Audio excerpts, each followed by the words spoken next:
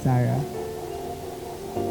knowing that it is God's will for me to marry you, I will make a commitment to you today in the sight of the Almighty God and before all these witnesses, to love you with an unconditional love. I will be faithful to you always, never leaving you nor forsaking you. I will live with you in an understanding way.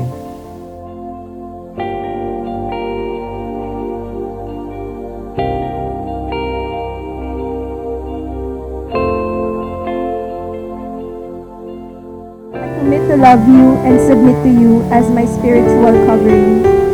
I will not hinder you, but will inspire you and encourage you as the head of our household. I commit to co-labor with you in the building of the church and the advancement of God's kingdom until Jesus returns in all his glory.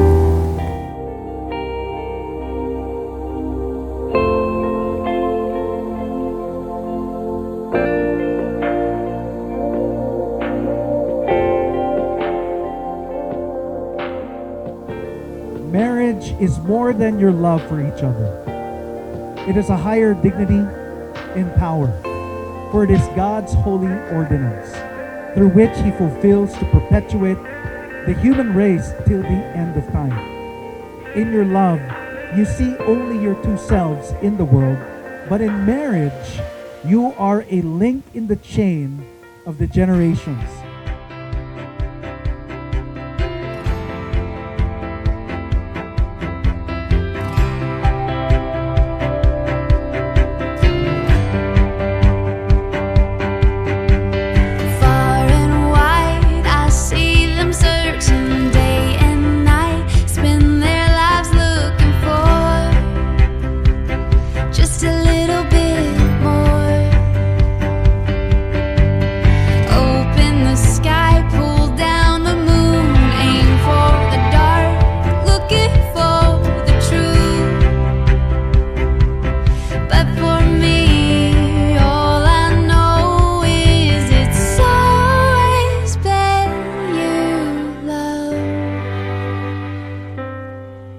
It's always been you, my love.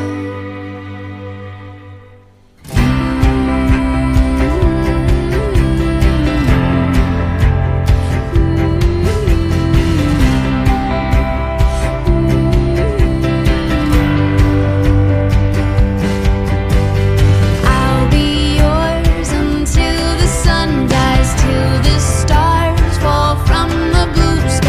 All my days, love for a lifetime.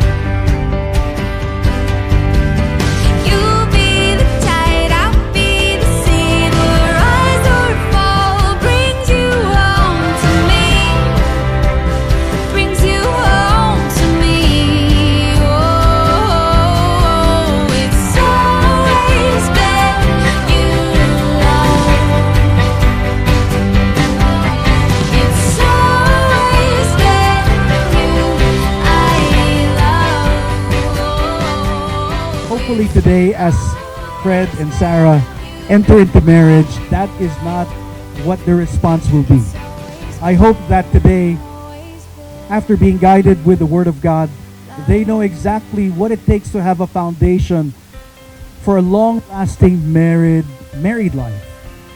And we all, probably growing up, have envisioned, especially as young ladies, envision a fairy tale-like wedding